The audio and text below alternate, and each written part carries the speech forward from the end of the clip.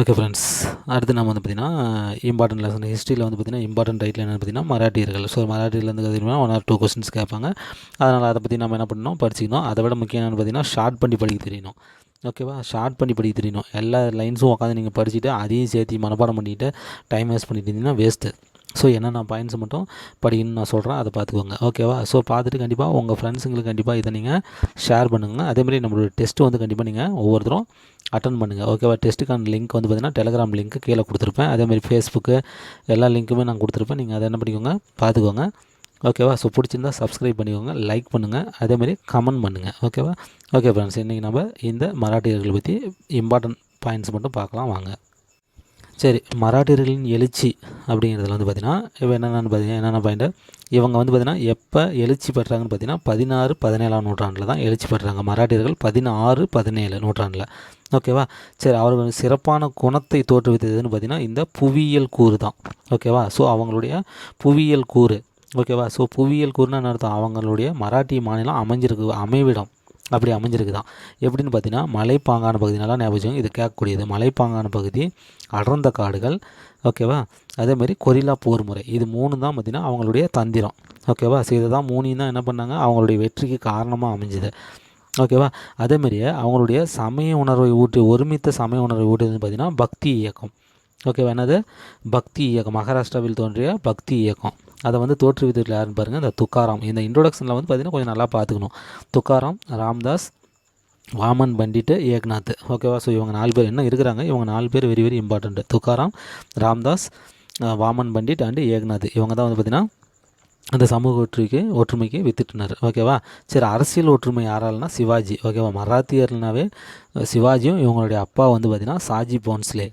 ஓகேவா, சிவாஜி அவருடைய அப்பா சாஜி போன்ஸ்லே. இவங்க 2 பேர் தான் வந்து பார்த்திங்கன்னா மராத்தியர்கள்னாவே நம்ம மறக்க முடியாத 2 பேர் இவங்க தான். ஓகேவா, அரசியல் ஒற்றுமை யாரால்னு பார்த்திங்கன்னா சிவாஜியால் தான் ஏற்படுது. ஓகேவா, அதுக்கடுத்து வந்து பார்த்திங்கன்னா இந்த தக்கானம். ஓகேவா, இவங்களுடைய ஆட்சி பகுதின்னு பார்த்திங்கன்னா மெயினாக தக்கானி சுல்தானியம். யாரான்னு பார்த்திங்கன்னா பிஜப்பூர், அகமது நகர், இன்னொன்று வந்து பார்த்திங்கன்னா கோல்கொண்டா. ஓகேவா, கோல்கொண்டா, பிரார், கோல்கொண்டா, அகமது நகர், பிஜப்பூர். ஓகேவா, இது 5, இங்கே 2 தான் கொடுத்துருக்குறாங்க. ஸோ அதையும் நீங்கள் நோட் பண்ணிக்கோங்க. ஓகேவா, அதேமாதிரி மராட்டிய இதில் வந்து பார்த்திங்கன்னா செல்வாக்கு மிகுந்த குடும்பங்கள்னு சொல்லி பார்த்திங்கன்னா மோரேக்கல் அண்டு நிம்பால்கர்கள். இது வந்து கேட்பாங்க. ஓகேவா, மோரேக்கல், நிம்பால்கர்கள் இவங்க தான் செல்வாக்கு மிகுந்த குடும்பம் எங்கள் மராட்டிய மாநிலத்தில். ஓகேவா, சரி, இப்போ இந்த வலிமை வாய்ந்த மராட்டிய அரசை உருவாக்கிய பெருமை வந்து பார்த்திங்கன்னா நான் முன்னே சொன்னேன் சாஜி போன்ஸ்லேவுக்கும் அவருடைய பையன் சிவாஜி, இவங்க 2 பேத்துக்குமே நம்ம தான் சேரும். ஓகேவா, இந்த மராட்டிய பேரரசை உருவாக்கின அந்த பேர் வந்து பெருமை யாருக்குன்னு பார்த்திங்கன்னா சாஜி போன்ஸ்லே, அவருடைய பையன் சிவாஜி, இவங்க 2 பேத்துக்கு தான் சேரும். ஓகேவா, நெக்ஸ்ட் வந்து பார்த்திங்கன்னா சிவாஜியின் வாழ்க்கை படையெடுப்பு. இதில் வந்து பார்த்திங்கன்னா சிவாஜியினுடைய காலகட்டம் பார்த்துக்கோங்க, 1627 to 1680, அதை பார்த்துக்கோங்க. ஸோ அவர் பிறந்த இடம் பார்த்துக்கோங்க சிவனேர். ஓகேவா, சிவனேர் கோட்டை அப்படின்னு சொல்லலாம். அது வந்து பார்த்திங்கன்னா சிவனேர் கோட்டை, அதில் தான் வந்து பார்த்திங்கன்னா அவர் வந்து பார்த்திங்கன்னா பிறந்தது. ஸோ அவங்க அப்பா பேர் சாஜி போன்ஸ்லே நம்மளுக்கு தெரியும், அம்மா பேர் சிஜிபாய். சும்மா ஜஸ்ட் இதை பார்த்து வச்சுக்கோங்க, ஒன்றும் அவ்வளோ முக்கியமாக கிடையாது. ஓகேவா, அதேமாரி இவருடைய பாதுகாவலர் பேர் பார்த்துக்கோங்க Dadaji Kondadev. So very very important, இது வந்து கேட்டிருக்கிறாங்க நிறையா. ஓகேவா, ஸோ தாதாஜி கொண்டதேவ் அப்படிங்கிறது வந்து பார்த்திங்கன்னா நல்லா பார்த்திங்கன்னா அக்பர் அப்படின்னாவே பைரம் கான், இவர் வந்து பார்த்திங்கன்னா சிவாஜி அப்படின்னா தாதாஜி கொண்டதேவ். ஓகேவா, ஸோ இதெல்லாமே வந்து பார்த்திங்கன்னா கேட்குறதுக்கான வாய்ப்புகள் நிறைய இருக்குது. ஓகேவா, ஸோ ஏன்னா பாதுகாவலர் நிறையா பேர் வராங்க. ஓகே, நெக்ஸ்ட்டு அவர் பிடிச்சதெல்லாம் நம்மளுக்கு தேவையில்லை, இந்த பாயிண்ட்ஸ்லாம் நம்மளுக்கு அவ்வளோவா தேவையில்லை.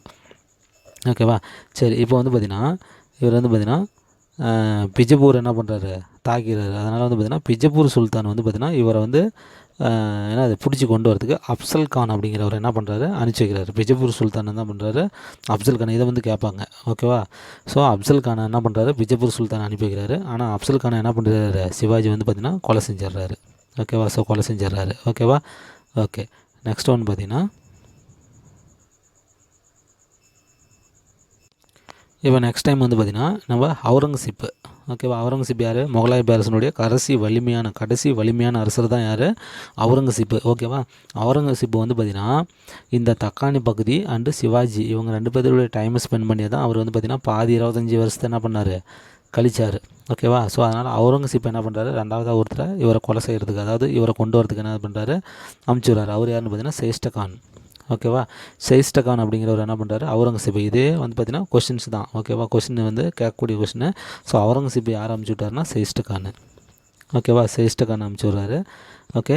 இவர் வந்து பார்த்திங்கன்னா என்னது, பூனாவில் வந்து பார்த்திங்கன்னா தங்கியிருக்கும்போது இவரையும் என்ன பண்ணிடுறாரு, கொண்டுறாரு. சிவாஜி என்ன பண்ணுறாரு, இவரையும் கொண்டுறாரு. ஓகேவா. பிஜப்பூர் சுல்தானை அனுப்பிச்சா அவரையும் கொண்டுறாரு. இப்போ அவுரங்கசீப் அனுப்பிச்சா சேஷ்டகான் என்ன பண்ணிருக்காரு, கொண்டுட்டார். ஓகேவா. அதுக்கடுத்து என்ன பண்ணுறாரு அப்படின்னு சொல்லி பார்த்தீங்கன்னா, மூணாவதாக ஒருத்தர் அனுப்பிச்சுடுறாரு. ஓகேவா. ஜெய்சிங். ஓகேவா. ஸோ ஆம்பர் நாட்டு ராஜா யார், ஆம்பர் நாட்டு ராஜா ஜெய்சிங் என்ன பண்ணுறாரு, அனுப்பிச்சுடுறாரு. இவர் என்ன பண்ணுறாரு, ஜெய்சிங் வந்து சிவாஜி அரெஸ்ட் பண்ணி அவுரங்கசீப்புக்கிட்ட கூப்பிட்டு வந்துடுறாரு. ஓகேவா. ஸோ அதை பார்த்துக்கோங்க. சிவாஜி அரெஸ்ட் பண்ணி அவுரங்கசீப்பை கூப்பிட்டு வந்தவர் யாருன்னு சொல்லி பார்த்தீங்கன்னா ஆம்பர் நாட்டு இளவரசர், ஆம்பர் நாட்டு ராஜா ஜெய்சிங். ஓகேவா. ஸோ அதனால் பார்த்துக்கோங்க. ஓகேவா. சரி, இப்போ வந்து பார்த்திங்கன்னா இந்த முகலாயரின் முக்கிய துறைமுகம், இந்த முகலாயரின் முக்கிய துறைமுகம் வந்து பார்த்திங்கன்னா சூரத் துறைமுகம். இது வந்து பார்த்திங்கன்னா 2 டைமும் வந்து பார்த்திங்கன்னா சிவாஜி வந்து பிடிச்சிடறாரு. ஒன்று 1664, இன்னொரு 1670. ஓகேவா. ஸோ 2 டைமில் என்ன பண்ணிடுறாரு, பிடிச்சிடறாரு. வந்து இது வந்து பார்த்திங்கன்னா கண்டிப்பாக கேட்கக்கூடிய வாய்ப்பு இருக்குது. ஓகேவா. 2 டைம் 1664 ஒன்று, 1670 ஒன்று. ஓகேவா. 2 தடவை என்ன பண்ணிருக்கிறாங்க சிவாஜி வந்து பார்த்திங்கன்னா இந்த அவங்களுடைய முகலாயருடைய முக்கியத்துவமான சூரத் துறைமுகத்தை என்ன பண்ணிடுறாரு, பிடிச்சிடுறாரு. ஓகேவா. சரி, இப்போ ஜெய்சிங் என்ன பண்ணிடுறாரு, அரெஸ்ட் பண்ணி கூப்பிட்டு வர்றாரு. அப்போ வந்து பார்த்திங்கன்னா 1665 வெரி வெரி இம்பார்ட்டன்ட் கொஷின். ஓகேவா. 1665 ஜெய்சிங்குக்கும் சிவாஜிக்கும் இடையில் வந்து பார்த்திங்கன்னா ஒரு உடன்படிக்கை இருக்குது. அதுதான் வந்து பார்த்திங்கன்னா புரந்தர் உடன்படிக்கை. ஓகேவா. சிவாஜினாவே இந்த புரந்தர் உடன்படிக்கை வெரி வெரி இம்பார்ட்டன்ட். அது யாருக்கு இடையில் நடந்துச்சுன்னு சொல்லி கேட்பாங்க. அது வந்து பார்த்திங்கன்னா ஜெய்சிங், ஆம்பர் நாட்டு இளவரசர் ஜெய்சிங்க்கும் யாருக்கு, சிவாஜிக்கும் இடையில் தான் வந்து பார்த்திங்கன்னா இந்த உடன்படிக்கை நடந்துச்சு. ஓகேவா. இந்த உடன்படிக்கை வந்து பார்த்திங்கன்னா சிவாஜிட்டு வந்து 35 கோட்டை இருந்துச்சு. அதில் 23 என்ன பண்ணிட்டாரு, அவர் வச்சுக்கிட்டாரு. சரி, அவுரங்கசீப்கிட்ட கொடுத்துட்டாரு. மீதி 12 மட்டும் அவர் வந்து வச்சுக்கிட்டாரு. ஓகேவா. ஸோ இது வந்து வெரி வெரி இம்பார்ட்டன்ட். ஓகேவா. சரி, அதுக்கடுத்து சிவாஜியோட பையன் பேர் என்னென்னு பார்த்தீங்கன்னா சம்பாஜி. அப்பா பேர் வந்து சாஜி போன்ஸ்லே, சிவாஜியோட பையன் பேர் வந்து பார்த்திங்கன்னா சம்பாஜி. ஓகேவா. சம்பாஜிக்கு வந்து பார்த்திங்கன்னா 5000 மன்சப் அப்படின்னா தெரியும் நம்மளுக்கு, இப்போ குதிரைகளை பராமரிக்கிறது தான் மன்சப்பு. ஓகேவா. ஸோ 5000 குதிரைகளை சொந்த செலவில் பராமரிக்கணும் அப்படிங்கிறது தான் இந்த மன்சப்பு. ஓகேவா. ஸோ அவருடைய பையனுக்கு அந்த கொடுத்துருந்தாங்க சம்பாஜிக்கு. ஓகேவா. Next one. ஓகே. இப்போ நான் ஆல்ரெடி சொல்லியிருந்தேன் 1664 ஒன் டைமும் 1670 ஒரு டைமும் சூரத் துறைமுகத்தை என்ன பண்ணார், சிவாஜி கைப்பற்றினார். ஓகேவா. சரி, இதெல்லாம் கைப்பற்றினதுக்கப்புறம் 1600 வெரி வெரி வெரி இம்பார்ட்டன்ட். சிவாஜியில் வெரி வெரி இம்பார்ட்டன்ட் அவர் தான். ஓகேவா. இவருக்கு வந்து பார்த்திங்கன்னா சத்ரபதி சிவாஜின்னு பேர். அது வந்து பார்த்திங்கன்னா இப்போ 1674 ரைகார் கோட்டையில் அங்கே தான் வந்து பார்த்திங்கன்னா என்னது, சிவாஜி வந்து சத்ரபதிங்கிற பட்டத்தை என்ன பண்ணார், சூட்டிட்டார். 1674. 1680 என்ன பண்ணிட்டார், செத்துட்டார். அதுக்கடுத்து இம்பார்ட்டன்ட் வந்து பார்த்திங்கன்னா இவர் தமிழ்நாட்டில் செஞ்சி, வேலூர் 2 இடத்த கைப்பற்றிருக்காரு. Very very important. யூனிட் 8க்கு இது வந்து கேட்கக்கூடிய கேள்வியாக கண்டிப்பாக இருக்கும். ஓகேவா. ஸோ தமிழ்நாட்டை பற்றி சொல்லியிருக்கிறாங்க. செஞ்சி, வேலூர். ஓகேவா. செஞ்சி, வேலூர் 2 இடத்த என்ன பண்ணிருக்காரு, தமிழ்நாட்டில் வந்து இவர் கைப்பற்றிருக்காரு. ஓகேவா. Next one. நெக்ஸ்ட் வந்து பார்த்திங்கன்னா சிவாஜியின் ஆட்சி முறை. ஸோ கொஸ்டின்ஸ் இங்கேருந்து தான் அதிகமாக ரைஸ் ஆகிறதுக்கு வாய்ப்பு இருக்குது. ஓகேவா. ஸோ இதில் முக்கியமான பாயிண்ட் என்னன்னு சொல்லி பார்த்திங்கன்னா, இந்த சிவாஜியினுடைய 8 அமைச்சர்கள் இருந்தாங்க. எத்தனை பேர், 8 அமைச்சர்கள் இருந்தாங்க. அந்த 8 அமைச்சர்கள் கொண்ட அமைப்புக்கு பேர் என்னென்னு பார்த்திங்கன்னா அஷ்டபிரதான். ஓகேவா. அஷ்டதிக்க ஜங்கங்கள். ஓகேவா. அப்படின்னா வந்து பார்த்திங்கன்னா அஷ்டதிக்க ஜங்கம் அப்படின்னா வந்து பார்த்திங்கன்னா அது கிருஷ்ணதேவராயர். ஓகேவா. கிருஷ்ண தேவராயருடைய 8 அமைச்சர்கள் பேர் அது. ஓகேவா. இந்த 8 அமைச்சர்கள் வந்து பார்த்திங்கன்னா சிவாஜி இது அஷ்டபிரதான். ஓகேவா. நல்லா ஞாபகம் வச்சுக்கோங்க. ஓகேவா. ஸோ இவங்க எல்லாமே நேரடியாக சிவாஜிக்கு பொறுப்பானவர்கள். ஸோ அதோட இந்த அஷ்டபிரதான் நல்லா ஞாபகம் வச்சுக்கோங்க. அந்த 8 அமைச்சர்கள் பேர் இதெல்லாம் கண்டிப்பாக வெரி வெரி இம்பார்ட்டன்ட். நல்லா பார்த்துக்கோங்க. பேசுவானா வந்து பார்த்திங்கன்னா பிஎம், பிரதம அமைச்சர். ஓகேவா. சரி, நோபத் அல்லது சேனாதிபதி. சேனாதிபதினாவே நம்மளுக்கு தெரியும், படை தளபதி. ஓகேவா. வேறு ஒன்றும் கிடையாது. அடுத்து அமர்த்தியர் அப்படின்னா கணக்கு. ஓகேவா. கணக்கு மேலாளர். வாக்நவீன் அப்படின்னா என்னது, உளவுத்துறை, அஞ்சல் மற்றும் அரண்மனை நிர்வாகம். அதை பார்த்துக்கோங்க. சச்சிவ்னா தகவல் தொடர்பு. அமந்தா அப்படின்னா என்னது, சடங்கு. நியாயாதிபதி அப்படின்னாவே நம்மளுக்கு தெரியும், நியாயம் பேசுகிறவர், நீதிபதி. அதுக்கு பண்டிதராவ் அப்படின்னா அறக்கொடை மற்றும் சமய நிர்வாகம். ஸோ இந்த 8 அமைச்சர்கள் நல்லா பார்த்துக்கோங்க. ஸோ இதில் வந்து கண்டிப்பாக கொஸ்டின் வரதுக்கு வாய்ப்பு இருக்குது. ஓகேவா. நெக்ஸ்ட் வந்து பார்த்திங்கன்னா சிவாஜியினுடைய இந்த ஆட்சி சீர்திருத்தங்கள் தக்காணத்தில் அதாவது அவுரங்கசீப்பு தான் இதை பின்பற்றிருந்தது. அதை பின்பற்றி தான் இவர் என்ன பண்ணார், இவருடைய ஆட்சித்துறை சீர்திருத்தங்களும் இருந்தது அப்படின்னு சொல்கிறாங்க. ஃபார் எக்ஸாம்பிள் இந்த கொஸ்டின் பார்த்துக்கோங்க, வெரி இம்பார்ட்டன்ட். பேஸ்வா அப்படிங்கிறது வந்து பார்த்திங்கன்னா பிரதம அமைச்சர்னு சொல்லலாம். இது வந்து பார்த்திங்கன்னா பாரசீகத்து பட்டமாகும். பேஸ்வா அப்படிங்கிறது எந்த பட்டம்னு சொல்லி கேட்டாங்கன்னா பாரசீகத்து பட்டம்னு நம்மளுக்கு சொல்ல தெரியணும். ஓகேவா? ஓகே, நெக்ஸ்ட் வந்து பார்த்திங்கன்னா சிவாஜியின் நிலவர முறை வந்து பார்த்திங்கன்னா அகமது நகரில் மாலிக் ஆம்பர் பகுதியை நடைமுறை பொறுத்தது. மாலிக் ஆம்பர், ஓகேவா? அகமது நகரில் மாலிக் ஆம்பர் பகுதியை நடைமுறையை பொறுத்தது. ஆட்சித்துறை அப்படின்னா என்ன அர்த்தம், தக்கான சுல்தானியத்தை பின்பற்றி. நிலவருவாய்த்துறைன்னா என்ன அர்த்தம், இந்த மாலிக் ஆம்பர், அகமது நகரில் மாலிக் ஆம்பர் பகுதியை நடைமுறையை பின்பற்றி. ஓகேவா? அதேமாதிரி சிவாஜி பயன்படுத்திய அளவுகோல் வந்து பார்த்திங்கன்னா என்னது, நிலத்தை அளக்கிறதுக்கு வந்து பார்த்திங்கன்னா காதி என்ற அளவுகோலை பயன்படுத்தியிருக்கிறாரு. ஓகேவா? அதேமாதிரி 3 வகையான நிலங்கள் இருந்திருக்குது. அது பார்த்துக்கோங்க, நெல் வயல்கள், தோட்ட நிலங்கள், மலைப்பாங்கான நிலங்கள். ஓகேவா? அதை பார்த்துக்கோங்க. நெக்ஸ்ட் வந்து பார்த்திங்கன்னா சிவாஜியினுடைய வருவாய்த்துறை அதிகாரிகளுக்கு பேர் வந்து பார்த்திங்கன்னா கற்கூன்கள். ஓகேவா? கற்கூன்கள். ஓகே, வருவாய்த்துறை அதிகாரி, சிவாஜியினுடைய வருவாய்த்துறை அதிகாரிகள் வந்து பார்த்திங்கன்னா கற்கூன்கள். ஓகேவா? ஸோ வெரி இம்பார்ட்டன்ட் நேம்ஸ் அதெல்லாம். ஓகேவா? ஞாபகம் வச்சுக்கோங்க. நெக்ஸ்ட் வந்து பார்த்திங்கன்னா சவுத் மற்றும் சர்தேஷ்முகி. ஸோ இந்த ரெண்டும் வரி. ஓகேவா? இது வந்து பார்த்திங்கன்னா மராட்டியில் வசூலிக்கப்படல. இது எங்கே பார்த்தீங்கன்னா முகல்ஸு தான் இதை வந்து பார்த்திங்கன்னா முகலாய அரசுங்க தான் இதை வந்து பார்த்திங்கன்னா வசூல் பண்ணிட்டு இருந்தாங்க. தக்கான சுல்தானத்தில் என்ன பண்ணிட்டு இருந்தாங்க, முகல்ஸுங்க தான் இதை என்ன பண்ணிட்டு இருந்தாங்க, வசூல் பண்ணிட்டு இருந்தாங்க. ஓகேவா? ஸோ அதில் வந்து பார்த்திங்கன்னா இந்த சர்தேஷ்முகினா என்னென்னு பாருங்கள், இங்கே கொடுத்துருக்குறாங்க பாருங்கள். சர்தேஷ்முகி இதெல்லாம் நல்லா ஞாபகம் வச்சுக்கோங்க. மராட்டியர்கள் தங்கள் பரம்பரை உரிமைக்கு உட்பட்ட இடங்களாக கருதிய பகுதிகளில் வாழ்ந்த மக்கள் செலுத்திய நிலவரியின் 10% கூடுதல் வரியை 10% கூடுதல் வரியை என்ன பண்ணாங்க, அவங்க செலுத்தினாங்க. அதுதான் என்னென்னு பார்த்தீங்கன்னா சர்தேஷ்முகி. யாருன்னு சொல்லி பார்த்தீங்கன்னா மராட்டியர்கள் தங்கள் பரம்பரை உரிமைக்கு உட்பட்ட இடங்களாக கருதிய பகுதியில் வாழ்ந்த மக்கள் செலுத்திய. ஓகேவா? ஸோ மராட்டிய மக்கள் இருக்கிறாங்க பார்த்தீங்களா, அவங்களுக்கான ஓன் நிலத்தில் குடியிருந்தாங்க பார்த்தியா, அந்த குடியிருந்த மக்கள் எக்ஸ்ட்ராவாக 10% என்ன பண்ணியிருக்கிறாங்க, வரி செலுத்தியிருக்கிறாங்க. அந்த வரி தான் என்னென்னு பார்த்தீங்கன்னா சர்தேஷ்முகி. ஓகேவா? ஸோ இது கேட்குறதுக்கு வாய்ப்பு இருக்குது. ஏன்னா இதெல்லாம் நம்ம படிச்சுட்டு போக மாட்டோம். ஓகேவா? ஸோ அதனால் இதை பார்த்துக்கோங்க. ஓகேவா? சரி, அதுக்கடுத்து சிவாஜி படையில் வந்து பார்த்திங்கன்னா குதிரைப்படை எவ்வளோ மெயின்டைன் பண்ணார் பாருங்க, 30,000 to 40,000 வரலும் என்ன பண்ணியிருக்கிறாரு, மெயின்டைன் பண்ணியிருக்கிறாரு. அதை பார்த்துக்கோங்க. ஓகேவா? அதுக்கடுத்து 2 வகை குதிரைப்படை நல்லா பார்த்துக்கோங்க. பர்கிர்கள், சிலாதர்கள். பர்கிர்கள்னு வந்து பார்த்திங்கன்னா அரசர் மேற்பார்வையில் அந்த குதிரைப்படை இருக்கும். சிலாதர்கள் வந்து பார்த்திங்கன்னா உயர்குடியினரின் மேற்பார்வையில் என்ன பண்ணிருக்கும், பராமரிப்பில் அந்த குதிரைப்படை இருக்கும். அதுதான், வேறு ஒன்றும் கிடையாது. இவர் வந்து பார்த்திங்கன்னா சிவாஜி ஒரு கப்பற்படையை வச்சுருக்கிறாரு. இது கேட்டிருக்கிறாங்க. ஓகேவா? ஒரு கப்பற்படை என்ன பண்ணியிருக்கிறாரு, ஒரு வச்சுருக்கிறாரு. அதை பார்த்துக்கோங்க. ஓகேவா? நெக்ஸ்ட் ஃபைனலாக வந்து பார்க்கும்போது சிவாஜி வந்து பார்த்திங்கன்னா 240 கோட்டையை வந்து பார்த்திங்கன்னா கையில் வச்சுருந்துருக்கிறாரு. ஓகேவா? சரி, அதேமாதிரி வந்து பார்த்திங்கன்னா மராட்டியர்கள் இராணுவ நடவடிக்கைகள் முக்கிய பங்காற்றுறது வந்து பார்த்திங்கன்னா கோட்டைகள். எதிர்பார்க்காத ஆன்சராக இருக்கும் இது. ஓகேவா? முக்கிய பங்காற்றுறதுன்னு வந்து பார்த்திங்கன்னா யாருன்னா கோட்டைகள் தான். 240 கோட்டை கடைசியாக அவர் வந்து வச்சுருந்தார். ஓகேவா? சரி, அதுக்கடுத்து வந்து பார்த்திங்கன்னா இந்த கொஸ்டின் பார்த்திங்கன்னா மராட்டியருக்கான ஒரு தனி நாட்டை உருவாக்கியவர் யாருன்னா சிவாஜி. சொல்ல தெரியணும் அதுக்கு. ஓகேவா?